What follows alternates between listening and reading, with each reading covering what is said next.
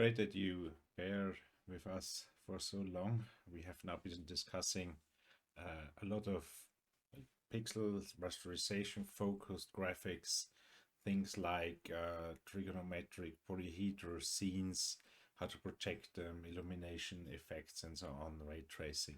Very interesting topic. So now one topic we haven't covered yet is how to represent things that are not planar. Right, so usually if I have a plane like this, you know how to represent them. We can just take the normal vector, characterize this normal vector and a point, and we have a plane that goes to infinity. So now what do you do if we do that with the plane? Right, what if you bend that whole thing in any direction? Of course, you could take a lot of you can use a lot of triangles or lots of quads and represent this plane. Maybe you can also characterize it as a mathematical function and then ray trace it. That's all true, but there is another way to do it, and probably you're already using this quite a lot. And the way I'm talking about is spline curves. Now, splines can be used for all sorts of things. So like for these mathematical objects, they're a big part in computer-aided design. You're also using them in any sort of vector graphics application, illustrations, or PowerPoint, for example, is a simple example where you can also draw these sort of curves. But now how do you do these curves? And really the initial name or the initial definition of these curves, the splines, for a very particular reason, and that reason comes from shipbuilding. So the word spline itself comes from the shipbuilding trade, where originally planks were shaped by bending them around pegs fixed in the ground. So what you did is you took a piece of wood, you cooked it until it was soft and flexible but didn't break. You bent it to the shape you wanted it, then fixed it in place with pegs, and then you let it dry and cool again off and hope it didn't break. So, and originally actually the pegs that held the spline in place was referred to as splines, but splinter spline, but then the name transitioned actually to these pieces of wood, which are now splines. And how to draw these spline curves is topic of today's lecture. Now there are two big areas of splines. One are interpolating splines, so splines that are smooth curves defined from a small set of points. We can call them knots or control points. So in this main class of splines, the knots or the points that control, or the control points that control our curve, are part of the curve. So the curve must pass through each point of the set. So these type of splines are called interpolating splines. Okay. And the other group of splines are approximating splines. So in these cases, the curve itself does not really pass through the control points, only at the beginning and the end. And the points along the curve rather act as control points, and we can move and adjust the shape of the spline curve by these control points. And how this adjustment is done is pretty much acting like a regularizer. You can probably imagine that you have some springs and connected here to the curve, and the tension of this spring will of course define how strong or how weakly you adjust the curve by moving these points. So a very simple spline curve is something you all know. So non-parametric spline. This is simple spline is simply just an equation in x and y.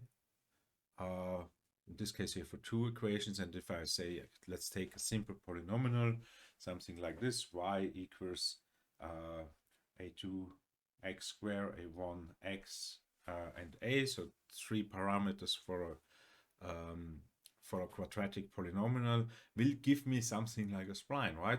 So we will have a smooth curve that I can bend and shape around, which looks like a spline. If we have 3 points on that line, so we have three free parameters on this polynomial. If you give me 3 points, then I can actually calculate the parameters a2, a1, and a0. So beware, these here are scalars, right? These are just scalar values. I define y relative to the x coordinate, okay, with some scalars. And if you give me 2 points, I can just plug them in and calculate these parameters.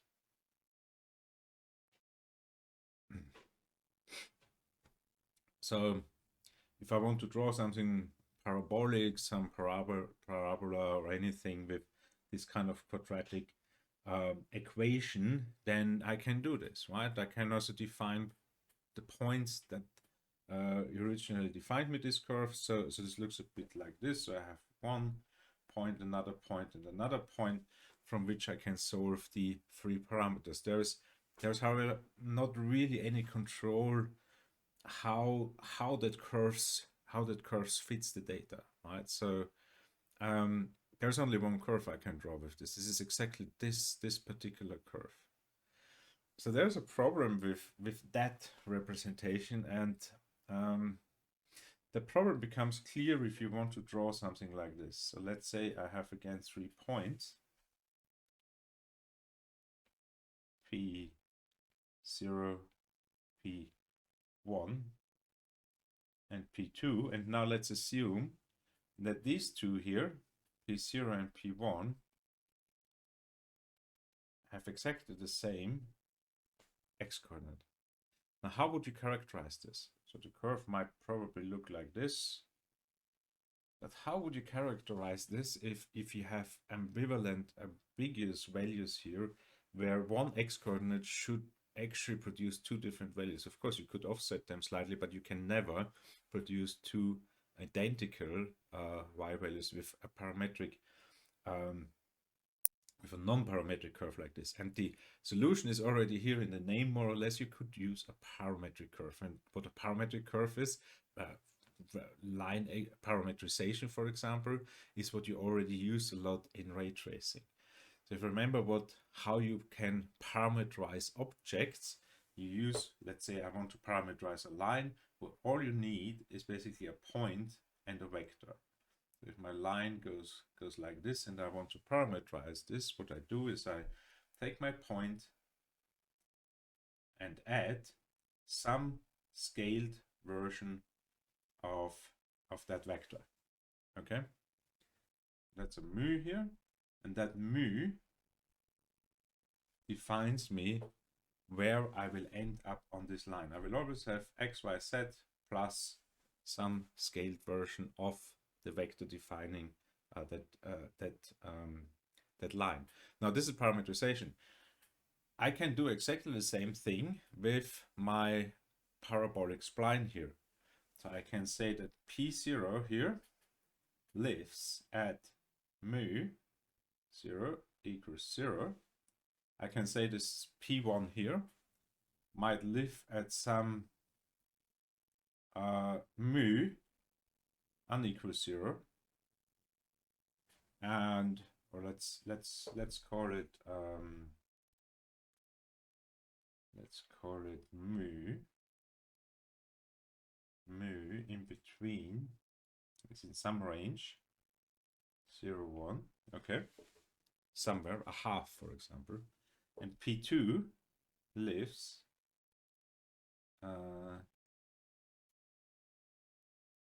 at mu equals 1.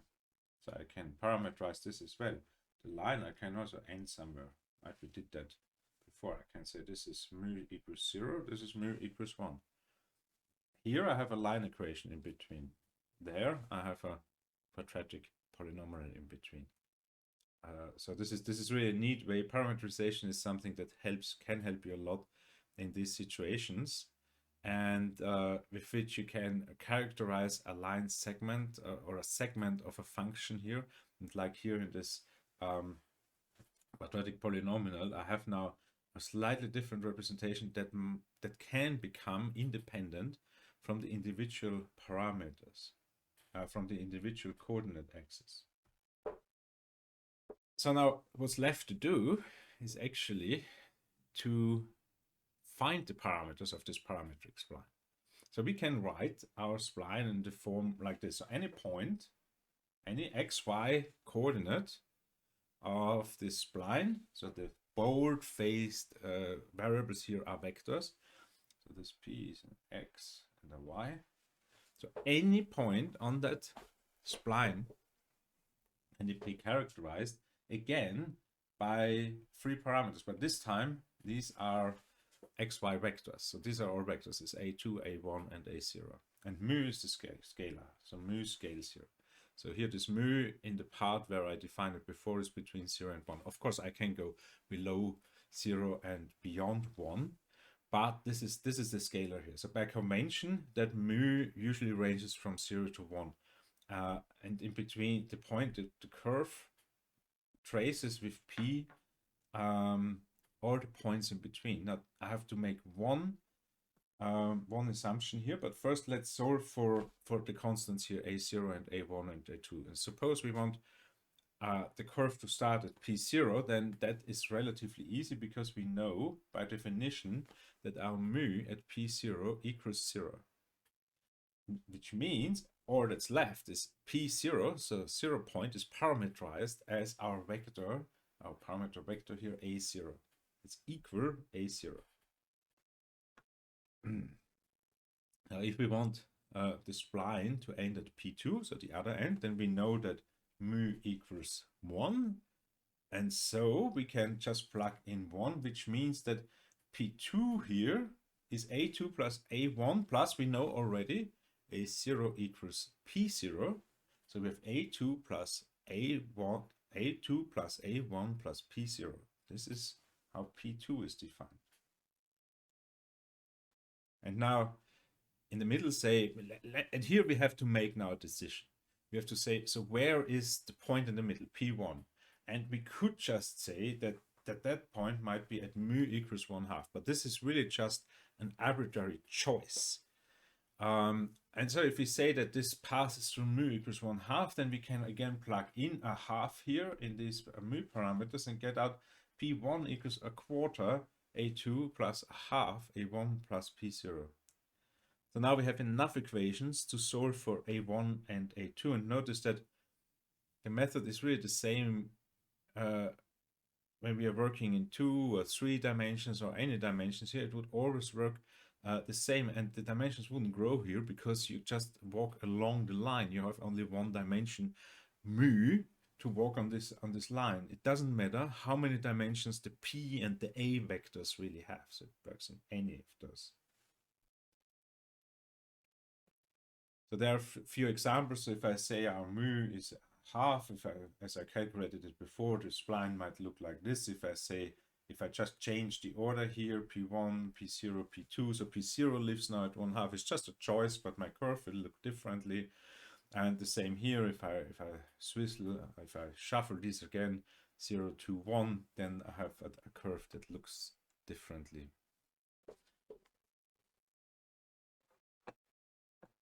Okay, so essentially you also want to draw more complex objects, and of course you can increase the order of your parametric spline, but at some point this might become too much. So of course you always need n+1 knot to solve your quadratic polynomial, and at some point you will run into the issue that if you have lots and lots of points, you might want to interpolate that your spline, your solution, will not actually follow this point anymore, but overfit these points and oscillate. So it does something like this, and this is clearly not desirable for spline approximation. Now, what do you do to draw more complex objects? Well, you can do spline patches, where you actually define your curve with lots of overlapping, could be triplets of points or quadruples of points in this fashion. So this is just how this goes together. So this is a piece a patch of a spline. This is a patch of a spline. This is a patch of a spline. And of course, I can continue now here and draw whatever shape I like. Now, the simplest and most effective way to calculate parametric spline patches is to use actually a cubic polynomial. A cubic polynomial like this makes the nicest patches. You can use any, but this one is probably the most widely used. This is also something you find in PowerPoint or Inkscape or any other illustration programs. So having a parameterization like this allows us to join the patches together smoothly in a very specific way. So if you want to now draw more complex objects and use spline patches, you need, again, enough observations to solve your linear system of equation. Here in this case, we use cubic polynomials, and now let's see how we can actually make observations. Again, as before, we can say that our mu here equals 0 at the beginning of my spline and equals 1 at the end of my spline. So I have already 2 observations here. Now, what are the other 2 observations I might want to make after to solve this for spline patches? Well, I want to have one thing. I want the patches to smoothly continue and to be joined smoothly together. And smooth is a mathematical term here. This means it's just continuous. And really in this context here, I could, for example, demand from my system that my curve at the points P1 and P2 here, for example, have the exactly same gradient. Right? How do you calculate the gradient of such a curve? Well, you can make some nasty tricks from discrete mathematics and say, okay, these are actually discrete distances. So we replace in calculus the dv and the d with an actual distance, and voila, we get something we can work directly with. So I can say that the gradient at P1 is actually the central difference between P2 and P0, and at P2 it's the central difference between P3 and P1. Well, what could I do at the beginning? Well, at the beginning at P0 and P3, I could, for example, just do forward distance and here a backward distance and get also a representation of that gradient.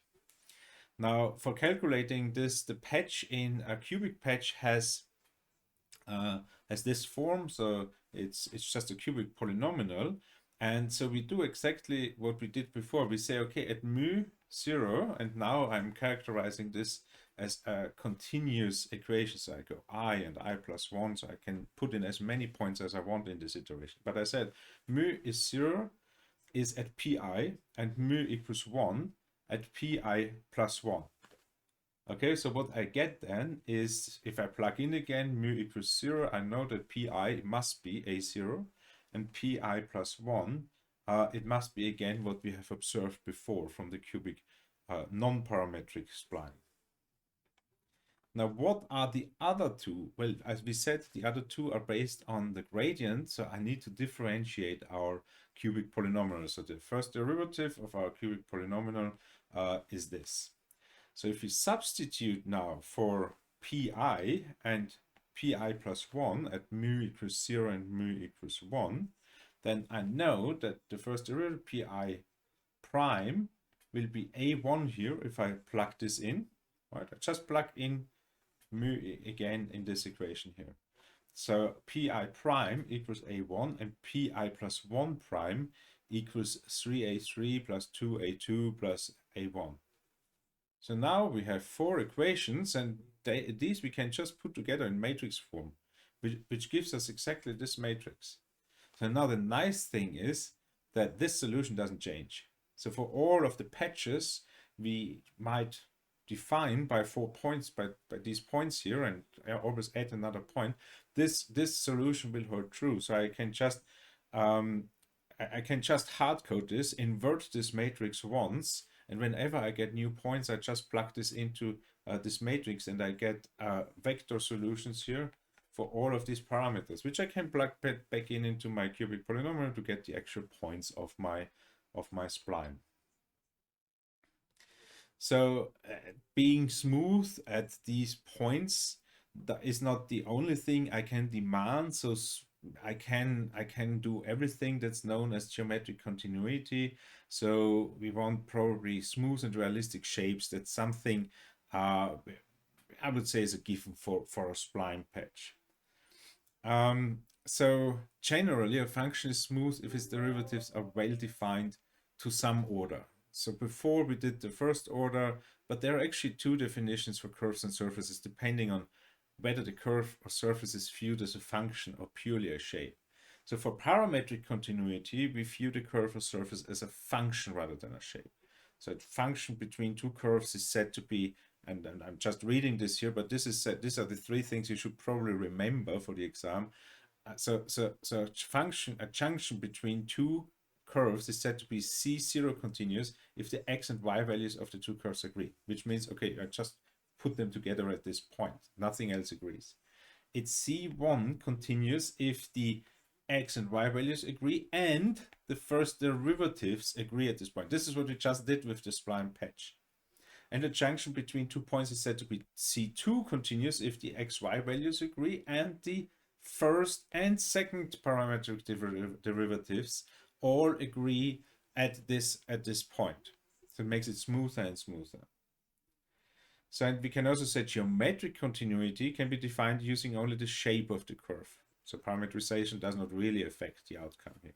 So before I made choices that this point lives here and there. Now here I can also say different things. I can also say that it's G0 continuous if the xy values of the two curves agree and is the same here as C0 continuity. So the points are just glued together at this point.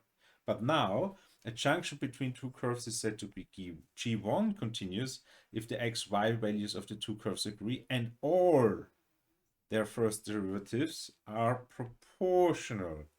So the tangent vectors are kind of parallel at their junction. So higher order continuity is a bit tricky to define here, but maybe if you want, you can do it as a homework and do some more research. Really, the key is if you abuse the gradient here, you can make enough observations to get enough values to build a great spline curve here. And this is probably also what you want to implement to have a fast solution where you only need the solution once. So now there is an alternative to drawing splines, which really comes from the times when these things were done manually. And one example for them are Bezier curves. So Bezier curves were developed as a method for initially hand-drawn design, but then very early as computer-aided design, as they give very predictable results for small sets of knots. So the main characteristics of spline curves are they interpolate the endpoints, so the curve goes through the endpoints, but the slope at the end is the same. So and the slope at the end is the same as the line joining the endpoint and its neighbors, the tangent. Okay, how this looks like is about this. I have a start point where the curve interpolates this point. I have control points, and I have an endpoint where the curve also interpolates. And the way to construct these are through the Casteljau's algorithm. And Casteljau is something you can also do with pen and paper and or implement in the computer, of course. And you know, I'll just try to show you now how this Casteljau algorithm looks like. So like with a cubic patch, we need a parameter mu, which parameterizes our curve. So it's at P0, it's 0, and at P3, it's 1. And the construction is really recursive, and as soon as you get your head around it, it's really, really simple. So it can be made for any value of mu. So the way it works is these are my starting point, end point, and my control points. So I first need to connect all of them with a straight line, and then construct for every possible mu the points down to the number of control points I have. And this looks like this. So at mu 0.725, for example, so I move each line 25% along, the direction along. I introduce a new helping point. And then I do the same on the lines that connect these two helpers now n-1.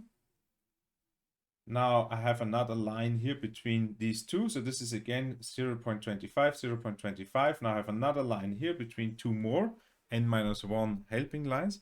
And then I move another 0.25 along here and end up at a point that must be on my spline. So this is the definition of the Casteljau algorithm. This is how you draw Bezier curves. Now this is just a single point. How do you draw every single point of that line? Well, you just use any any value for mu you can come up with. So this is now again 0. So now for example 0.6. So I move now 0.6 in this direction, 0.6 in this direction, and 0.6 in this direction. Okay, do the same again. Here's 0.6, 0.6, 0.6, and 0.6. Okay, so you do this just for any real number you have, from 0.001 to 0.999, and you get all points on this curve. You can also formalize drawing splines a little bit more with something called the Bemstein blending function. And really, splines can be formulated as a blend of knots. So if you consider just a vector line equation, we could say, well, this is maybe a 2-point Bezier curve, no control points, so it's just a straight line. But what a line is really just a linear blend together of 2 points, the start point and the end point. So this is a very simple Bezier curve, but I can take this idea and further this to a general form, and this is called as the Bemstein blending equation, which is where any point on the spline is simply a blend of all the other points. So for n+1 knots, we have an equation like this with the Bemstein blending function W. And this Bemstein blending function W is something you don't need to remember, something you just plug in values if you want to expand to a Bezier curve of a certain degree. So if I plug in just 1, I get to this linear line equation. If I plug in 3, this should look like this should already look somehow familiar. If I plug in 4 points, then this is what we have done before with the 2 control points and 2 end start and end points. So all the knots of a Bezier curve will appear in the blend, so they cannot be used for curves with very, very fine detail. So they are very effective as spline patches. I can also patch together Bezier curves, but you need to do this with mouse interaction. You need a user to actually define where this part should go and how they should be approximated. So it can be quite a tedious process to set these things manually. So for 4-point Bezier curves and cubic patches, we can show the equivalence that a 4-point Bezier curve is exactly the same as a cubic patch going through the first and last knots. So this is exactly the same. If we expand this iterative blending equation and reverse the Casteljau algorithm, we get to this conclusion. So for the case of 4 knots, we can expand the Bemstein blending equation if we plug in n equals 4 to get a polynomial in mu. And this is a polynomial in mu. This is a pretty long one, and this can be multiplied out to give an equation that looks like this. And this looks familiar, right? This is our cubic polynomial, and we can solve for the individual parameters like this. So these equations here, if I plug in the missing values here, you should actually see that this is again our matrix as we solved it before for the cubic spline patches, right? This is exactly the same thing, and I can plug in the directions at the end point by just using P1 and P2. So we have shown with that here, if we put this together, that the blending equation is actually the same as a cubic patch. In practice, you would just implement cubic patches here and probably not the Bemstein blending function, but that is conceptually the same thing. So how do you reverse the Casteljau algorithm? So we start at the point 3, 0, so that one that's on the curve, and then we work in reverse to express it in terms of its constructed line. So this consists of all of these other lines, right? Of parts of all of these other lines. So you end up with a rather long and clumsy equation like this here, but this is just in form of all of the other control and helping points. So if we continue this expansion, we can actually drop the first subscript, which indicates just the recursion level, and go back to the individual points, P0, P1, P2, P3. And this is again the same as the expanded Bemstein blending polynomial, which we have already shown that it's equivalent to a cubic spline patch. So that Bezier Casteljau algorithm construction is exactly the same as a cubic spline patch. So we can summarize the 4-point Bezier curve by really just saying that it's 2 points, that the Bezier curve consists of 2 points that are interpolated, which are the start and the end point, and 2 control points that are approximated, which is the P1 and P2 points. So so you have to use mouse interactive mode to actually control these.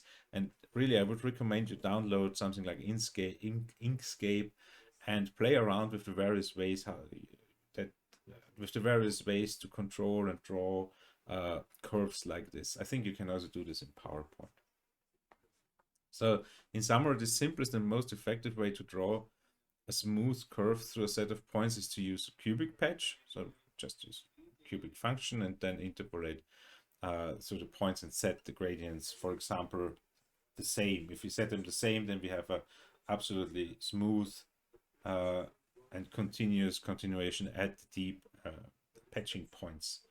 Now, I don't need to do this. I can also say I only need to see 0 continuous, which means that the end and the start point are the same, and let the gradient decision stay with the user. So the user might want to define at the end points what the actual gradient could be, and then you have these controls also in Inkscape, for example. Then you can actually control how the tangent at these points will look like. So there are lots and lots of options how to control these points.